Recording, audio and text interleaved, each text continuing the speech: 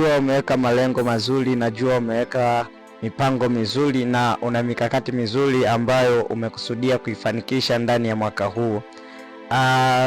Na nataka nikueleze jambo ambalo ni la muhimu sana, ambalo litakusaidia wewe, litakuwezesha wewe katika malengo na mipango uliojiwekea. Una malengo mazuri, una plani nzuri za kuhakikisha unafanikisha malengo yako, za kuhakikisha unatimiza malengo yako, lakini kuna jambo ambalo unatakiwa ulizingatie katika malengo na maono ulionayo na plani ulizonazo kwa ajili ya mwaka huu au kwa ajili ya maisha yako. Kuna jambo unatakiwa ulielewe na ulijue, nalo ni hili hapa ambalo tunalipata kutoka katika kitabu cha Kumbukumbu la Torati sura ya 8 mstari wa 18. Neno la Mungu linasema, bali utamkumbuka Bwana Mungu wako, maana ndiye akupae nguvu za kupata utajiri, ili alifanye imara agano lake alilowaapia baba zako kama hivi leo. Hizi zilikuwa ni habari ambazo anaelezwa wana wa Israeli, ambazo na wewe unaelezwa leo. Wewe ambao umeweka malengo na mipango na mikakati ya kufanikisha hiyo mipango uliojiwekea kwenye maisha yako au ndani ya mwaka huu, na unamtegemea Mungu ili aweze kukufanikisha. Unamhitaji Mungu ili aweze kusaidia. Unamwamini Mungu kwamba atakusaidia, atakuwezesha. Kuna hilo unatakiwa ulielewe, kwamba nawe utamkumbuka Bwana Mungu wako. Nawe utamkumbuka Bwana Mungu wako. Biblia inapotuambia hivi, nawe utamkumbuka Bwana Mungu wako, haimaanishi kwamba umemsahau, haimaanishi kwamba umemwacha. Hapana, anajua kwa hakika kwamba Mungu naye, na unamwamini na unaendelea kuwa naye na uko naye. Lakini anaposema nawe utamkumbuka Bwana Mungu wako, nawe utamkumbuka Bwana Mungu wako, anataka katika mipango na plani ulionayo ulizonazo, uhakikishe Mungu anakuwa wa kwanza, uhakikishe Mungu anakuwa kipaumbele. Biblia inatuambia, tafuteni kwanza ufalme wa mbinguni na mengine yote mtazidishiwa. Maana yake nini? Kwamba tumweke Mungu kwanza. Unajua, kuna watu tumeweka mipango mizuri sana, malengo mazuri sana, lakini tunayafikiria, tunayaweka hayo malengo na mipango mbele kuliko hata Mungu. Tumemweka Mungu nyuma, afu malengo yako mbele, na tunataka Mungu atusaidie kufanikisha hayo malengo. Rafiki yangu, kuna mahali utakwama, na hautaona matokeo yoyote yale, kwa sababu kuna mtu ameweka malengo kiasi kwamba hayo malengo yanavuruga hata muda wa ibada na Mungu, yanavuruga hata muda wa kumtafuta Mungu, yanavuruga hata muda wa kumwabudu Mungu, yanavuruga hata ile ratiba yake ya kila siku ya kuhakikisha anajisogeza mbele za Mungu, ya kuhakikisha ana fellowship na Mungu. Ameweka ratiba ya kuvuruga, nani tayari umeshapishana na mpango na mkakati wa Mungu juu yako. Biblia inasema, nawe bali utamkumbuka Bwana Mungu wako, maana ndiye akupae nguvu za kupata utajiri.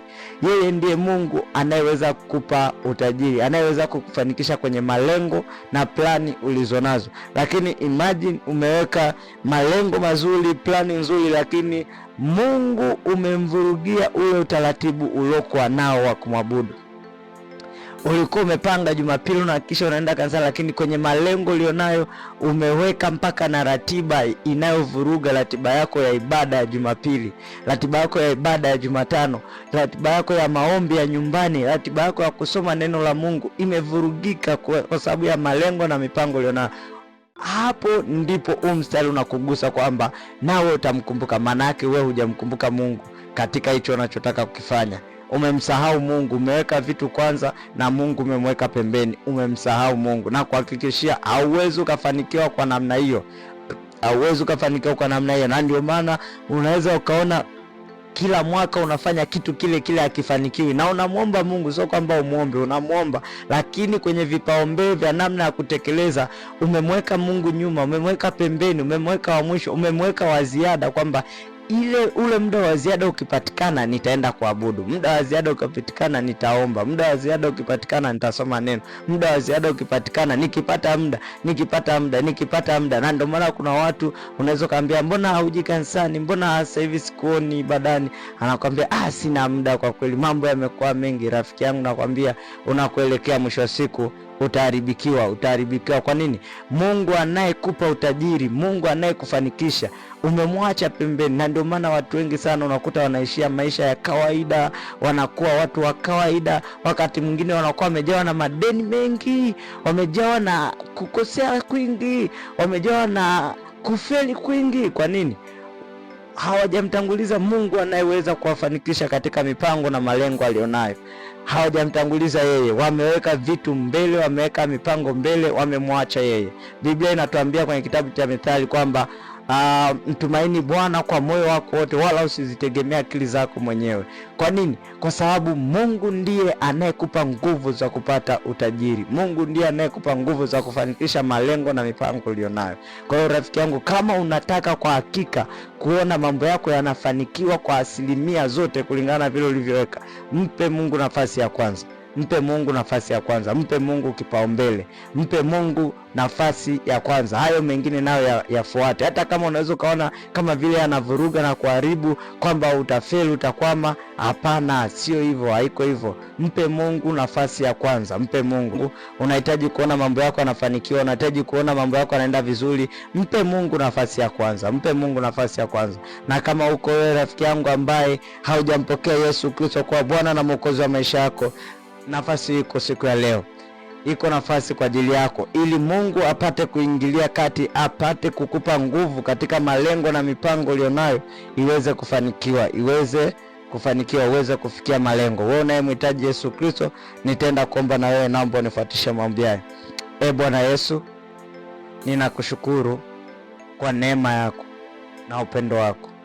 Ninakuja mbele zako, ninaomba Yesu unisamehe dhambi zangu zote. Yesu, kuanzia leo ninakubali kwa wewe ni Bwana na Mwokozi wa maisha yangu. Asante Yesu kwa kuniokoa. Asante Yesu kwa kunisamehe. Asante Yesu kwa kuniponya. Amen, amen. Ubarikiwe sana rafiki yangu wewe ambaye umenifuatisha maombi hayo. Amini ya kwamba umeokoka na Yesu Kristo ni Bwana na Mwokozi wa maisha yako. Na kuanzia leo Mungu anaendelea kutembea na wewe, kukupa nguvu za kupata utajiri. Hakikisha unamkumbuka Bwana Mungu wako kwa kumpa nafasi ya kwanza, kwa kumpa kipaumbele. Usimweke wa nyuma, usimwache wa mwisho. Mpe nafasi ya kwanza, mpe kipaumbele, kama vile neno lilivyosema, bali utamkumbuka Bwana Mungu wako, maana ndiye akupaye nguvu za kupata utajiri, ili alifanye imara agano lake. Agano lake ni lipi? Wewe umemkubali Yesu Kristo kwa Bwana na Mwokozi wa maisha yako. Kuanzia leo umekuwa mwana wa Mungu, na kama ni mwana wa Mungu lazima ahakikishe mambo yako yote yanaenda vizuri, ili kuweza kuimarisha ufalme wake. Mungu wa mbinguni akutunze, Mungu wa mbinguni akulinde. Amen, amen.